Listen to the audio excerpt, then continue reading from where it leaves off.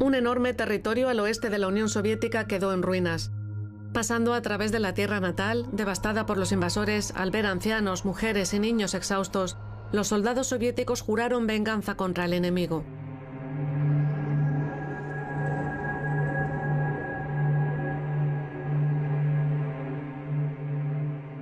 ¿Cómo podían las personas haber hecho esto?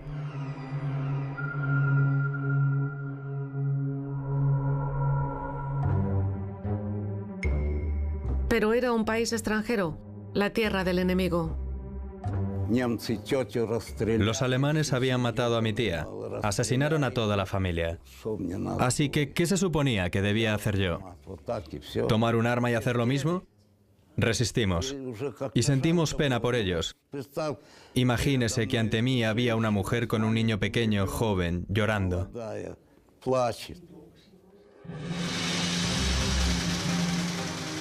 El 19 de enero de 1945, Stalin firmó una orden especial. Oficiales y soldados del Ejército Rojo, vamos a la tierra del enemigo. Aquellos que cometan atrocidades y violaciones serán fusilados. Los Hitleres pueden aparecer y desaparecer, pero el Estado alemán y el pueblo alemán permanece.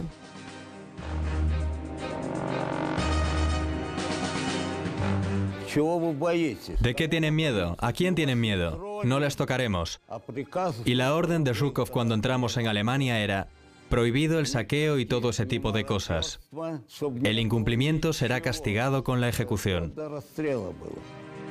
Órdenes de este tipo fueron firmadas por el comandante del segundo frente bielorruso, el mariscal Rokossovsky, y el comandante del primer frente ucraniano, el mariscal Konev. Por supuesto que hubo crisis nerviosas y no podía no haberlas habido entre los que perdieron a sus seres queridos, sus amigos, sus hogares. Pero fueron casos aislados. La postura del Estado soviético era diferente. Les ayudábamos. En las barracas de los soldados había un enorme comedor para ellos. Y las ventanas de este comedor daban a la calle. Durante el desayuno se formaba una fila de alemanes alrededor, que se acercaban con cazos y platos.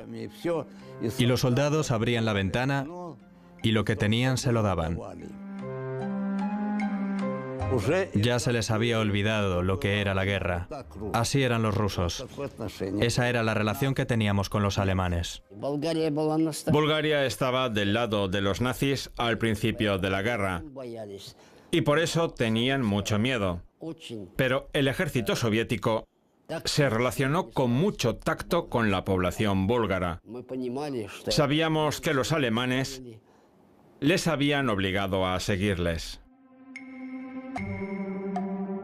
Ahora en el espacio europeo de la información surge constantemente el tema de las supuestas atrocidades del Ejército Rojo en el territorio del Tercer Reich.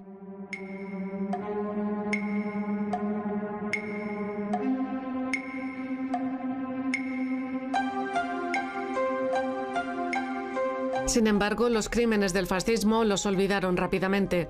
Se hicieron películas y se escribieron libros con datos falseados, llenos de calumnias contra el Ejército Rojo. Fueron convirtiendo gradualmente un ejército de liberadores en un ejército de ocupación. Si el Ejército Rojo no hubiera seguido avanzando y no hubiese llegado a Berlín, no habría habido victoria.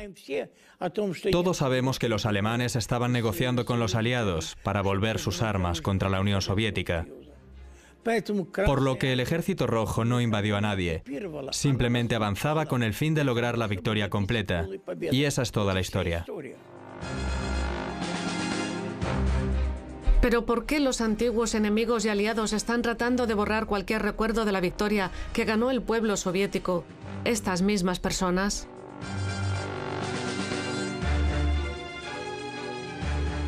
Tal vez porque cuando un pueblo no cuenta con una victoria, quiere asignarse las ajenas. Entonces, en Europa, no había nadie que pudiera ofrecer una verdadera resistencia al fascismo. Los gobiernos de algunos países dijeron que sí a Hitler. Otros se rindieron en cuestión de días. Europa no parecía darse cuenta de que en su territorio habían establecido campos de concentración y cada día ahí aniquilaban a cientos de miles de personas. Pero llegaron ellos, los soldados soviéticos rusos, y detuvieron esta masacre, esta terrible y sangrienta guerra. La catástrofe, según mi punto de vista, estaba en la Alemania nazi y estaba en muchos países de Europa que todavía tienen que encontrar el camino de la verdad para llegar a la verdad y al arrepentimiento.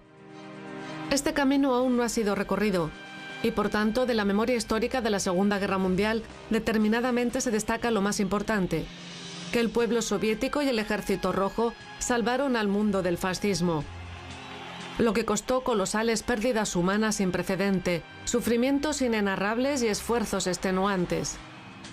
El segundo frente se abrió apenas 11 meses antes de la victoria, cuando se hizo evidente que el Ejército Rojo era capaz de hacerlo todo por sí mismo.